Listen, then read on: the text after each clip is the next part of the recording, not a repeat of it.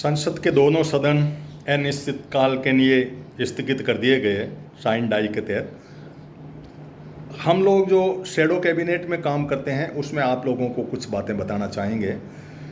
लोकसभा के बाद में आज राज्यसभा में भी नैतिकता की दुहाई देते हुए अमित शाह जी ने कॉन्स्टिट्यूशनल संशोधन बिल 130वां कॉन्स्टिट्यूशनल संशोधन का बिल इंट्रोड्यूस किया। अब यहाँ नैतिकता की दुहाई देने के अंदर ये कह दें कि नैतिकता का नापतोल जो किया जाएगा, जो बाट है नैतिकता के, जो मेजरमेंट है, कौन है? राज्यपाल होंगे, इनकी सारी एजेंसीज होगी जो कैश लगाने वाली होगी। हम भारत के लोग नैतिकता का आकलन करने के लिए, इस प्रजातंत्र के लिए, इस संविधान के रखवाले हैं। कौन नैतिक है, कौन सा कार्य कृत्य जो है, कौन सा कृत्य अपकृत्य की श्रेणी में आता है और कौन सा कृत्य अपवाद की श्रेणी में आता है। 130वां जो संविधान संशोधन हो रहा है वो अपराध के तहत है। एडीआर के लोग भी इसमें लग रहे हैं, लेकिन मैं एक सुझाव देना चाहता हूं एडीआर वालों को और आप सबको भी कि आप कृत्य और अपकृत्य और अपराध, इनके अंदर लॉ के अंदर, मैं भी एलएलबी हूं, लॉ के अंदर बड़े अलग अलग परिभाषाएं हैं। अपकृत्य वो कहलाएगा, महाराष्ट्र के राज्यपाल ने अपकृत्य किया, कई राज्यपालों ने सरकारें तोड़ के अपकृत्य किया, हमारे संसद के अध्यक्ष और सभापतियों ने कई मामले में अपकृत्य किया। अपकृत्य की श्रेणी यह है कि आप विपक्ष को कोई मौका नहीं दे रहे हैं, किसी भी बिल के अंदर कोई बात कर रहे हैं उसको मौका नहीं दे रहे हैं। विपक्ष के किसी आदमी को बोलने के लिए आप खड़ा होते ही उसको रोक देते हैं। और अपकृत्य ये इसलिए कहलाता है कि आप दुआई तो देते हैं नैतिकता की, दुआई तो ये देते हैं कि आप इस बिल पर ही बोलिए, इससे उधर से ऊपर नहीं बोल सकते। 0 आवर में जो आपने लिख के दिया, इसके इधर एक लाइन भी नहीं बोल सकते। इसके हम भारत के लोग का प्रतिनिधि यदि इतना गुलाम है, वहाँ अपनी वाणी को भी नहीं कह सके, गाली तो निकालते नहीं है, संसदीय भाषा तो है नहीं जिसको रिकॉर्ड से निकाला जा सकता है। हम संसद की एक एक मिनट टू मिनट प्रोग्राम को देखते हैं। कोई भी बिल, जैसे आज गैमलिंग का बिल आया, ये नैतिकता थोड़ी है। गैमलिंग को संवर्धन करने के लिए मैं बड़ा यूँ अच्छा में कि गैमलिंग को भी संवर्धन किया जाए, रेगुलेशन करने के लिए। तो रेगुलेशन तो चलो बात है कि कोई चीज़ पैदा हो गई उसको रेगुलाइज किया जाए, संवर्धन किस लिए कर रहे हो भाई? काहे की नैतिकता है? तुम लोग संसद में बैठे हुए उस कुर्सी पे, अध्यक्ष और सभापति की कुर्सी पर बैठे हुए, उसकी नैतिकता का आंकलन कौन करेगा? जनता करेगी, हम भारत के लोग करेंगे। राज्यपाल की नैतिकता या अनैतिकता हम तोल लेंगे, इसी के अनुसार हम वोट देते हैं। ये कौन होते हैं नैतिकता की तोल जो करने वाले? इन्होंने ऐसी तराजू बनाई जिस तराजू के बाट और मेजरमेंट लेने वाली इनकी एजेंसी हो, तो कैसे नैतिकता हो सकती है? संविधान बनाने वाले चले गए, संविधान के अंदर किस तरह से आप उसको इंटरप्रेट करते हो, उसको आप नैतिकता कैसे कह सकते हो?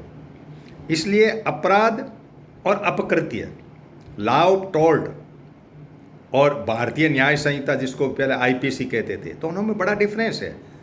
वहाँ एजेंसी है, इंडियन पेनल कोड को या बीएनएस को, उसके अंदर पुलिस उसकी तफ्तीश करती है, सरकार उसकी जांच करती है और उन्हीं के द्वारा वो सारा चैनलाइज होकर के कोर्ट में चालान होता है। अपकृत्य सिविल कोर्ट है, सिविल का मामला है ये नैतिकता। नैतिकता अपराध का मामला नहीं है। नैतिकता को नापने का तराजू जनता के पास में है, कौन नैतिक है, कौन अनैतिक है। कई चीज़ें ऐसी है, जैसे एक बार मुझे कहने का मौका मिला बाल विवाह के मामले में।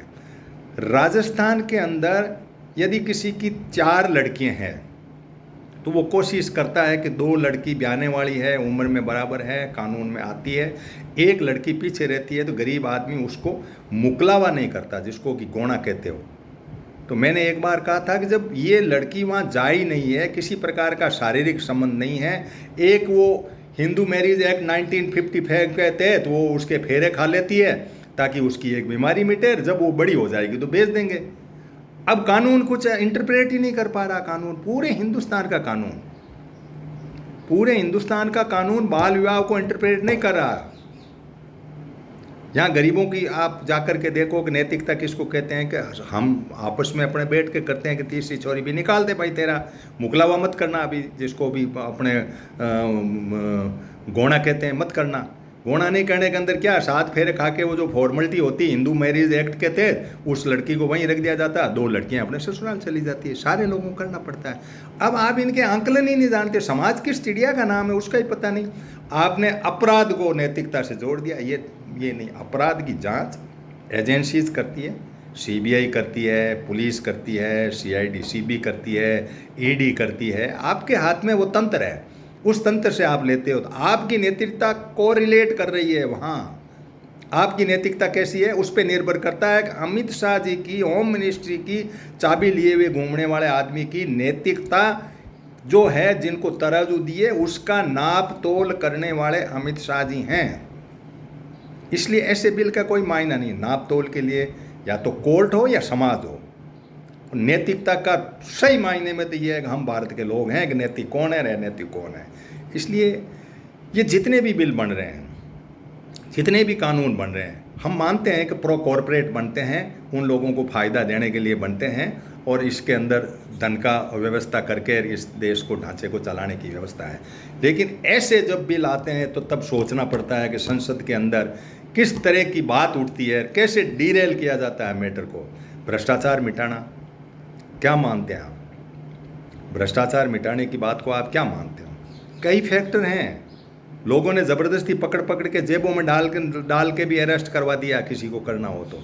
बलात्कार के मामले में भी इस तरह की घटनाएं घटित हुई है, जहाँ इस तरह के कई लोग हैं जो इस तरह से झूठे मुकदमे बने। आप कहाँ पर हैं? राहुल गांधी का तो उदाहरण आपके सामने है ना, मानहानि के दावे में हाईएस्ट 2 साल की सज़ा आपने दे दी, तुरंत मकान खाली करके भगवा दिया। ये नैतिकता नहीं है। इसलिए सोचो समझो, नैतिकता पे जियो, यही ज़िंदगी है।